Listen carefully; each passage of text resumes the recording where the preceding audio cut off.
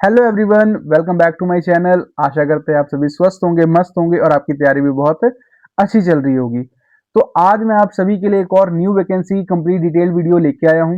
अगर हम बात करें इस वैकेंसी की, तो यहाँ पे जो 10वीं पास वाले बच्चे हैं उनके लिए बहुत ही अच्छा ये मौका देखा गया है आरबीआई की तरफ से।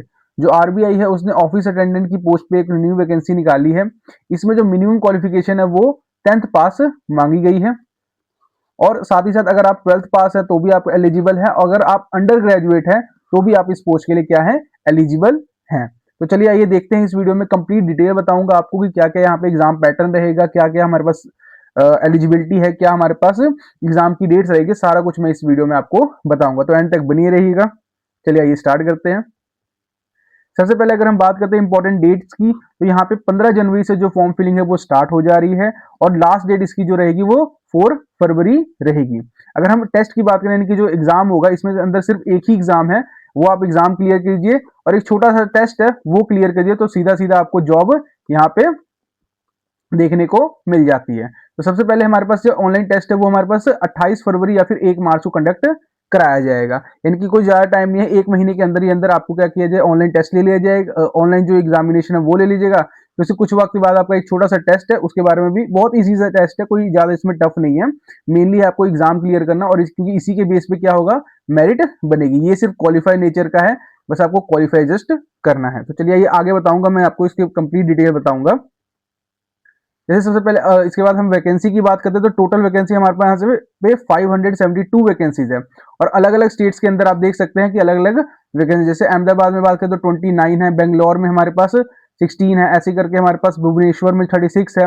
हैदराबाद की बात करें तो सबसे ज्यादा यहाँ पे देखने को मिल रहा है हमारे पास कानपुर में टोटल एक, कानपुर एंड लखनऊ में हमारे पास 125 वैकेंसी है। और किस कैटेगरी में कितनी कितनी वैकेंसी है वो भी आप यहाँ से चेक कर सकते हैं। जैसे कि अगर हम बात करें एससी कैटेगरी में तो 89 है, एसटी में बात करें 58 है, ओबीसी की बात करें तो 83 वैकेंसी, और ये टोटल हमारे पास जनरल में अगर बात करें तो 291 वैकेंसी, और टोटल हमारे पास कितनी है 572, यानी कि 572 वैकेंसीज यहाँ पे देखने को मिल रही है। इसके बाद अगर हम एज की बात करते हैं, तो एज आपका मिनिमम 18 साल और मैक्सिमम 25 साल का होना चाहिए। और ये भी किसके अकॉर्डिंग, 1 जनवरी 2026 के अकॉर्डिंग।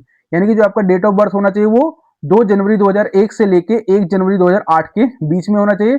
या और इसमें ये जो दोनों डेट्स हैं ये भी इंक्लूड की गई हैं।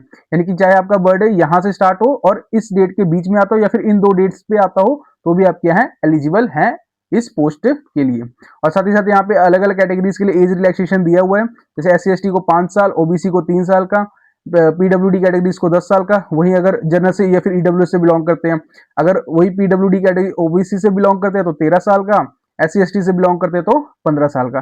बाकी एक्स सर्विसमैन को 3 साल का। अपने पास जो डाइवोर्स वुमेन है उन सबके लिए भी जो कुछ एज मतलब अप टू 35 ईयर्स है वो एलिजिबल है, और SC ST वाले 40 साल तक की एलिजिबल है। उसके बाद अगर एजुकेशन क्वालिफिकेशन की बात करें, तो यहाँ पे देखिए लिखा हुआ है कि 10th पास। जो बच्चा 10th पास है वो इसके लिए एलिजिबल है, 12th पास है वो एलिजिबल है, और जो अंडर ग्रेजुएट कर रहा है वो एलिजिबल है। अगर मान लीजिए कोई बच्चा जो है जो ग्रेजुएट है, ठीक है, तो वो इस फॉर्म को अप्लाई नहीं कर सकता।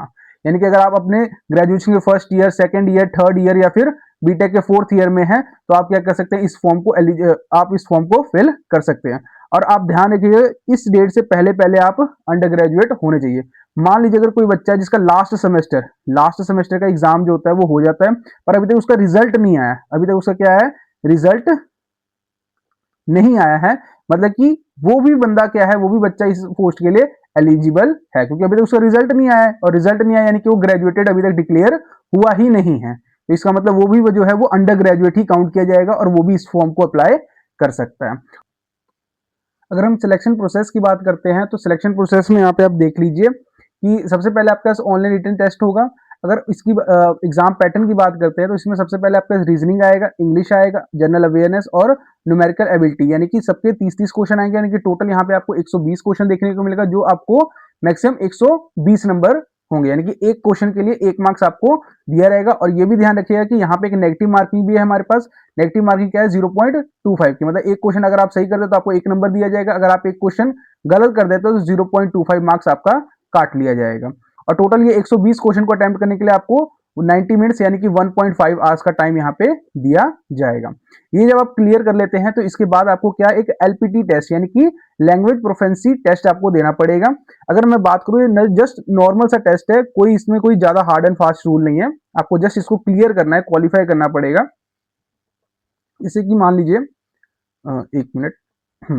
तो जैसे कि मान लीजिए अगर मतलब कि जिस भी बैंक से जिस भी एरिया से आप अप्लाई कर रहे हैं, जिस भी ऑफिस से आप अप्लाई कर रहे हैं, तो उसकी जो रीजनल लैंग्वेज है, वहाँ की जो लोकल लैंग्वेज है वो आपको पता होनी चाहिए। मान लीजिए अगर जैसे कि आप बैंक में जा रहे हैं तो वहाँ के जो लोकल लोग हैं वही आपके पास आएंगे, तो अगर वहाँ की आपको लैंग्वेज ही नहीं पता होगी तो आप कैसे उनसे डील करोगे। तो इसलिए यहाँ पे जो बैंकिंग वगैरह के एग्जाम होते हैं उसमें अंदर एलपीटी टेस्ट होता है। तो किस एरिया से अगर आप अप्लाई कर रहे हैं तो आपको वो लैंग्वेज आपको पता होनी। जैसे अगर आप अहमदाबाद से बात करें तो आपको गुजराती आनी चाहिए, बेंगलोर से अप्लाई कर रहे हैं तो कन्नड़ आनी चाहिए, भोपाल से हिंदी ओडी, यहाँ पे चंडीगढ़ से अगर बात करें तो पंजाबी और हिंदी दोनों ही आनी चाहिए, या फिर एक भी आ रही है तो भी आप चल सकते हैं।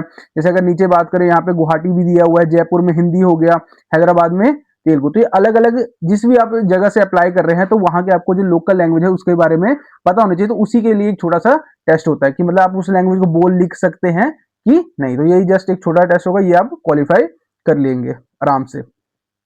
और यहाँ पे देखिए जैसे कि अलग अलग जगह से अगर हो रहा है हमारे पास टेस्ट, तो अलग अलग लैंग्वेज में भी ये टेस्ट जो होता है वो ऑनलाइन जो रिटन टेस्ट है हमारे पास वो अलग अलग लैंग्वेज में बनता है। कि मान लीजिए अगर कोई अहमदाबाद का बच्चा है तो उसको हिंदी इंग्लिश नहीं आता, तो उसके लिए वहां पे गुजराती में भी जो है वो अपना जो एग्जाम है वो देखने को मिला। मान लीजिए चंडीगढ़ का कोई पंजाब का बच्चा है तो उसके लिए यहाँ पे इंग्लिश भी है, हिंदी भी है, पंजाबी भी है, मतलब तीनों लैंग्वेज में आपको उसको जो ऑनलाइन एग्जामिनेशन है वो देखने को मिलेगा, ताकि उसको क्या हो वो उस रीजनल लैंग्वेज में अच्छे से एग्जाम भी अटेम्प्ट करे और फिर बाद में अपना ये जो लैंग्वेज टेस्ट है इसको भी अच्छे तरीके से देके क्वालिफाई कर सके।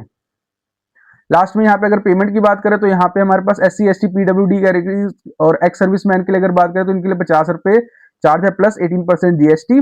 और जनरल OBC EWS कैंडिडेट्स की बात करें तो यहाँ पे 450 रुपए उनकी फीस है प्लस 18% GST। और जो स्टाफ के लाइक RBI की हैं उनके लिए कोई भी यहाँ पे फीस नहीं है।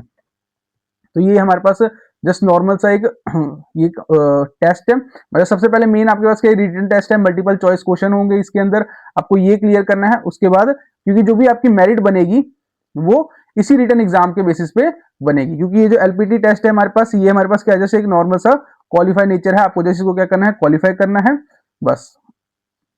तो ये थी हमारे पास complete detail RBI office attendant के लिए, तो आप जरूर इसको अप्लाई कीजिएगा। Thank you.